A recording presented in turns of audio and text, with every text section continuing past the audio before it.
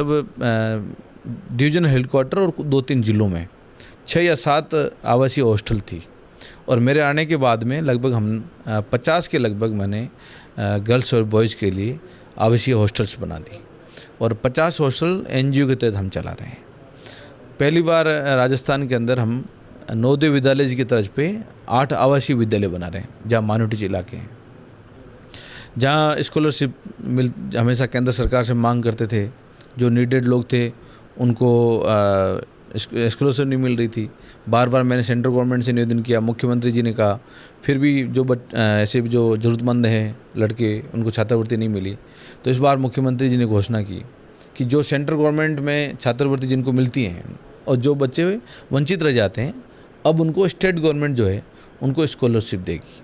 और पहली बार कोचिंग योजना शुरू की है। कई ऐसे गरीब परिवार के बच्चे होते हैं जो पैसा नहीं होने की वजह से उनकी पढ़ाई रुक जाती थी।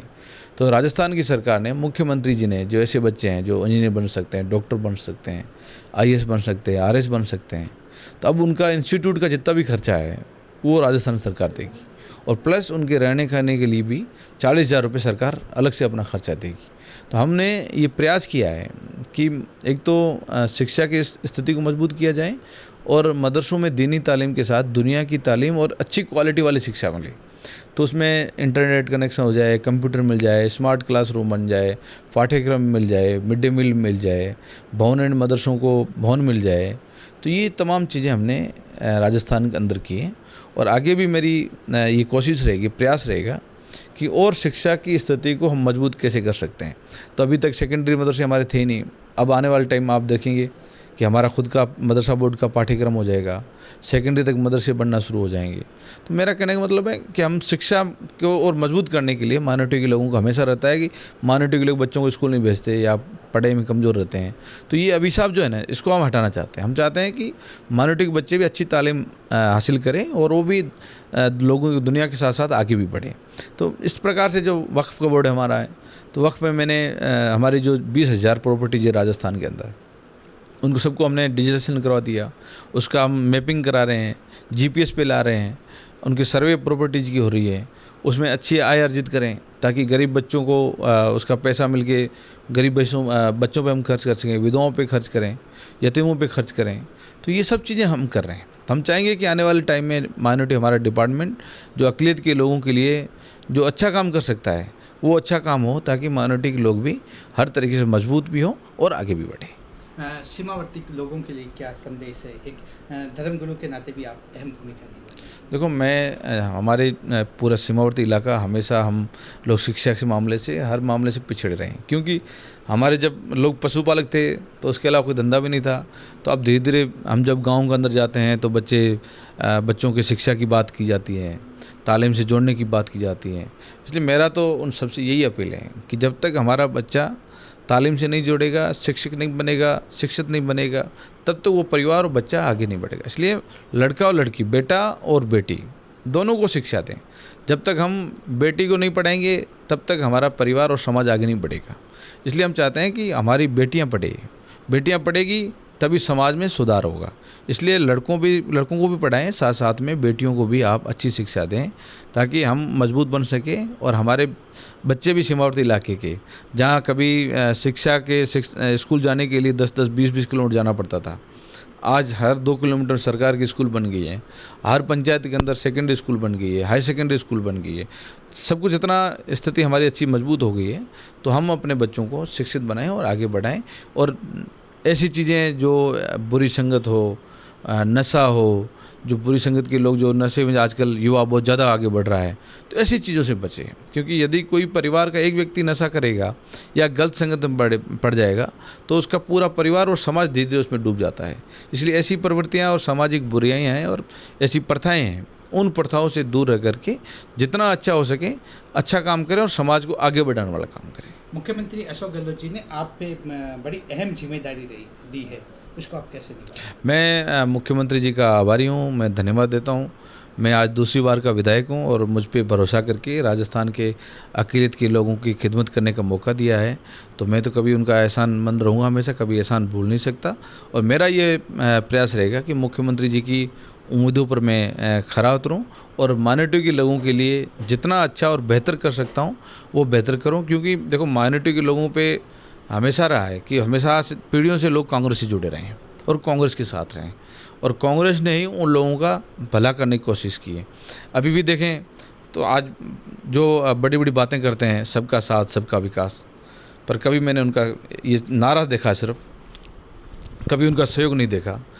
इस जो मदरसों को ग्रांट मिलती है 5,000 10,000 की, वो भी सेंट्रल गवर्नमेंट ने रोक दी। स्कॉलरशिप मिल रही थी, वो भी पैसा उन्होंने बंद कर दिया। आज उनके एक IT सेल बीजेपी का करता है कि आप मदरसों में जो आधुनिकीकरण का पैसा दिया जा रहा है वो जो है दीपावली का बोनस है। मैं कहना चाहता हूँ, आपकी सोच को सुधारो। हम चाहते हैं कि माइनॉरिटी के लोग आगे बढ़ें। सरकार की स्कीमें होती हैं, कोई एक समाज या वर्ग के लिए नहीं होती है। सरकार की स्कीमें सबके लिए होती हैं, सबको आगे बढ़ाने के लिए होती हैं। आप यदि आपकी यही सोच रहेगी तो आप एक तो मुंह में राम बगल में छुरी, वो वाली बात हो गई। तो आप एक तरफ तो कहते हो सबका साथ सबका विकास, और कोई सरकार अच्छी योजना बनाते हो तो उसके लिए आप उसका दुष्प्रचार करते हो। तो मैं तो कम से कम कहूँगा ऐसे लोगों को समझना चाहिए और समाज सुधार के लिए और शिक्षा में आगे बढ़ाने वाली चीज़ें आगे लेनी चाहिए। इसलिए मुख्यमंत्री जी की हमेशा सोच रही है कि राजस्थान का कोई भी वर्ग हो, SC हो, ST हो, माइनॉरिटी हो, EWS हो, जनरल लोग हो, सबके लिए वो काम करते हैं। आज अनुप्रति मुख्यमंत्री अनुप्रति कोचिंग योजना है, सबके लिए है। अभी पद दिए, उर्दू के 10 बच्चे हैं तो वहाँ पद दे दो। आज कोई संस्कृत लेना चाहता है, कोई गुजराती लेना चाहता है, कोई पंजाबी लेना चाहता है, तो उन्होंने एक किसी समाज के लिए नहीं किया है। उन्होंने कहा जो भी बच्चा 10 बच्चे जो भाषा पढ़ना चाहता है उसके लिए आप पद सृजित कर दो। तो ऐसी सोच रखने वाला मुख्यमंत्री हैं, तो वो तो हमेशा चाहता है कि राजस्थान का युवा आगे बढ़े और राजस्थान आगे विकास के पथ पर आगे बढ़े। बात गाजी बाबा की करें तो उनकी प्रेरणा आज भी आपके साथ है। ऐसी कौन सी बात है जिससे पर आप उनकी प्रेरणा को आगे बढ़ा रहे हैं? ऐसी कौन सी एक प्रेरणा थी जो आप उसको ग्रहण करके आज भी आगे बढ़े? देखो, बचपन से ही हमें हमेशा ये सिखाया है कि जो गरीब लोग हैं उनकी खिदमत करो, जो ऐसा यतीम मिस्किन आता है उसकी सेवा करो। और ख़ास तौर से उन्होंने भी अपने समाज सुधार में सामाजिक चीज़ें ताने बाने हैं उनको जोड़ के रखा है। चाहे दीन के हिसाब से भी उनको समाज को आगे बढ़ाने की बात की है और शिक्षा को सबसे ज़्यादा आगे बढ़ावा दिया है। तो हम चाहते हैं जो आगे उन्होंने अच्छे अच्छे काम किए हैं उन कामों को हम आगे लेके जाएं, हमारे समाज को हम शिक्षित करें, जो गरीब यतीम हैं उनकी मदद करें और हर तरह से उनकी ऐसी सेवा करें ताकि हमारा समाज, सिंधी समाज जो हमेशा पिछड़ा हुआ समाज रहा है, वो समाज भी आगे बढ़े और सरकारी चीज़ों में, नौकरियों में आगे आए, डॉक्टर बने, इंजीनियर बने, IAS RS में जाए ताकि देश की सेवा कर सके। तो उनकी हमेशा ये सोच रही है कि गरीबों की खिदमत करें। हम भी उसी को आगे बढ़ा करके गरीब की जितनी अच्छी खिदमत कर सकते हैं वो हम खिदमत करेंगे। बात धर्म की करें तो आपके ऊपर बहुत बड़ी जिम्मेदारी है। आपके जो अनुयायी हैं, जो मुरीद हैं, उनके लिए क्या संदेश? देखो, मैं समाज का हमेशा आभारी रहा हूँ। उन्होंने पीढ़ी दर पीढ़ी मेरे दादाजी से लेके आज तक समाज हमेशा एक आवाज़ पे, लबेक पे हम हमेशा एक साथ जुट रहे हैं। और एकजुट कोई भी समाज रहता है तो उसका हर आदमी जो है ना उसका खौफ भी रहता है और वो हर आदमी मदद भी करता है। और शक्ति वही है एकता की। एकता है तो सब कुछ है। एकता टूट गई तो आपको कोई नहीं पूछेगा। इसलिए हमारे समाज की हमेशा एकता रही है, बंद मुट्ठी शक्ति रही है। और वो भरम जो है ना बंद मुट्ठी का, वो बहुत बड़ा होता है। तो हम चाहते हैं कि एकता के साथ रहें और जितना अच्छा कर सकें समाज के लिए सेवा। हमारे दादा से लेके पिताजी ने की है और मुझे भी वापस आज उनके काम करने का मौका दिया है। तो मैं समाज का आभारी हूँ और आगे भी मेरा ये प्रयास रहेगा कि अच्छी चीज़ों समाज में लेके आऊँ और समाज को आगे बढ़ाने के लिए काम करूँ। सालेम मोहम्मद जी का कहना है कि समाज हित और समाज सेवा मेरा सर्वोपरि कर्तव्य है और उसको मैं जो विरासत में मिली है उसको मैं ज़िंदगी ताउम्र उसको निभाऊंगा। इसके साथ उन्होंने कहा है कि मुख्यमंत्री अशोक गहलोत जी ने जो मुझ पर विश्वास जताया है, जो अति विश्वास जताया है, जो महत्वपूर्ण जिम्मेदारी दी है, उस पर मैं पूरा खरा उतरने का प्रयास करूंगा। इसके अलावा आपने कहा है कि शिक्षा की जो अलग राजस्थान के पश्चिमी एरियो में जो जगाई गई है उसको बखूबी निभाकर घर घर में शिक्षा की रोशनी को पहुंचाने का कार्य करूंगा। शरीउद्दीन खान, लोक सूचना न्यूज़, जोधपुर।